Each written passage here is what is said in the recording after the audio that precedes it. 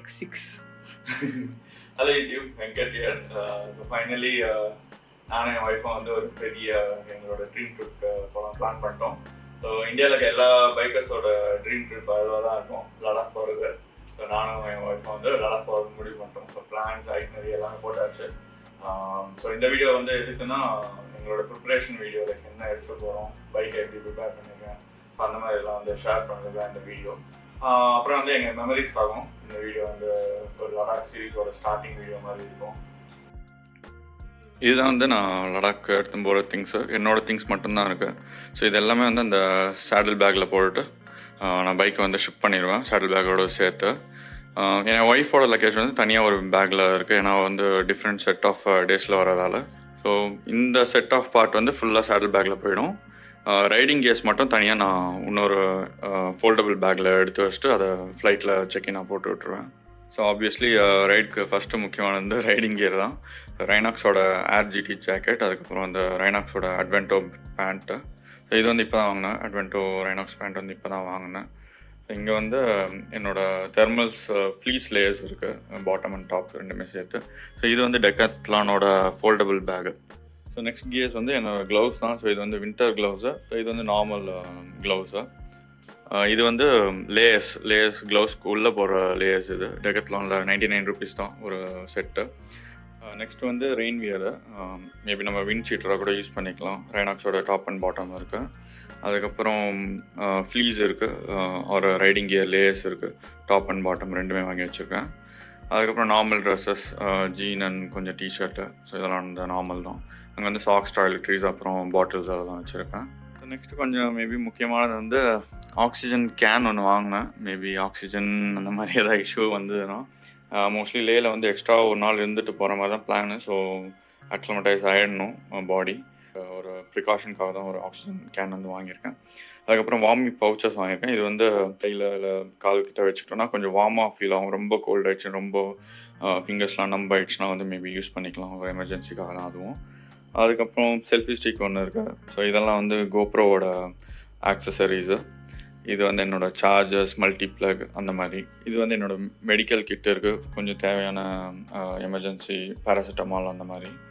அதுக்கப்புறம் anti fog, ஏன்னா நான் ஸ்பெக்ஸ் வியர் பண்ணுறதால எனக்கு ஒரு பெரிய பிரச்சனை, எப்பயுமே வந்து ஃபாக் ஆகிடும் கிளாஸு. ஸோ அதுக்காக ஆன்டி ஃபாக் யூஸ் பண்ணுவேன். ஸோ இது வந்து mobile holder, water proof mobile holder, என்னோடய ஜிபிஎஸ்க்காக. ஸோ எக்ஸ்ட்ரா மொபைல் இருக்குது, அதை வந்து ஜிபிஎஸ்ஸாக யூஸ் பண்ணியிருப்பேன்.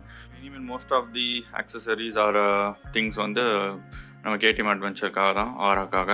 ஸோ இது வந்து chain lube and chain cleaner. இது வந்து ஹெல்மெட்டோட கிளீனர், சும்மா ஒரு காம்ப்ளிமெண்ட்ரியாக வந்து சரி எடுத்துகிட்டு போகலான்னு வச்சுருக்கேன். அப்புறம் பஞ்சர் கிட்டு, ஏர் கம்ப்ரெசர். ஸோ இது இருக்குது, மேபி பங்க்சர் ஆனால் ஆகக்கூடாது ஆனால்.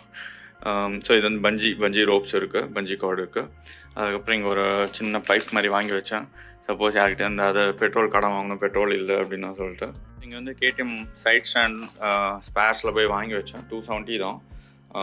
சப்போஸ் சம் எமர்ஜென்சிக்கு இப்போ லாஜிஸ்டிக்ஸில் அனுப்புறதால சைட் ஸ்டாண்ட் வளைஞ்சிட்டா பைக் வந்து ஆன் ஆகாது. எல்லாருக்கும் தெரியும், ஏன்னா வந்து சைட் ஸ்டாண்ட் சென்சார் இருக்கிறதால பைக் வந்து ஆன் ஆகாது.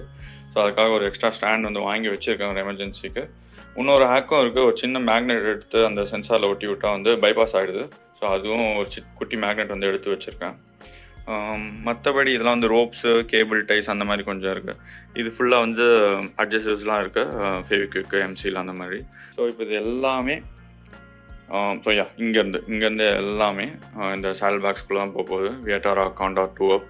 ஸோ நான் வந்து பார்த்துருந்தேன் ரைனாக்ஸ் வாங்குறதா வியட்டாரா வாங்குறதான்னு சொல்லிட்டு. ஃபைனலி நிறைய டிஸ்கஷனுக்கு அப்புறம் நிறைய யோசிச்சு சரி வியட்டாராவே போயிடலான்னு சொல்லிட்டு வியட்டாரா காண்டார் 2 அப் வாங்கியிருக்கேன். இது வந்து ஆல்மோஸ்ட் 64 liters சேர்த்து.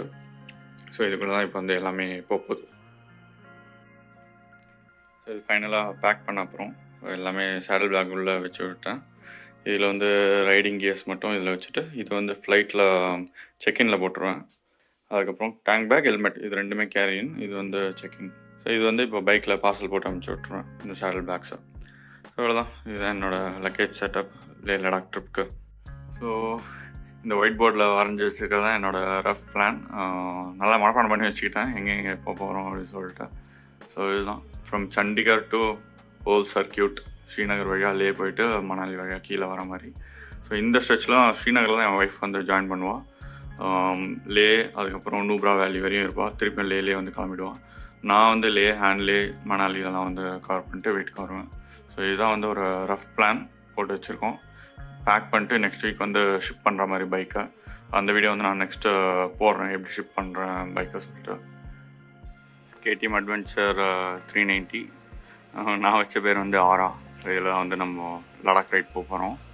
ஸோ இங்கேருந்து பைக்கை சண்டிகருக்கு ஷிப் பண்ணிட்டு ஸோ அங்கேருந்து லடாக் ரைடு வந்து கண்டினியூ பண்ணுவேன். ஸோ இப்போ வந்து நான் வந்து என்ன பார்ட்ஸ்லாம் மாற்றிருக்கேன், எப்படி சர்வீஸ் பண்ணேன், எதெல்லாம் வந்து செக் பண்ண அதை வந்து நான் உங்களுக்கு சொல்கிறேன். ஸோ ஃபஸ்ட்டு வந்து டயர்ஸ் வந்து மாற்றிருக்கேன். ஸ்டாக் டயர்ஸ் வந்து மெட்ஜலரில் வரும். நான் வந்து ரேஸ் பிராண்ட் டயர்ஸ்க்கு வந்து மாற்றிருக்கேன். ஏன் இந்த டயர் சூஸ் பண்ணால் இதுதான் வந்து ஸ்டாக் சைஸில் இருக்குது. 100/90/19 பின்னாடி வந்து 130 செக்ஷனு.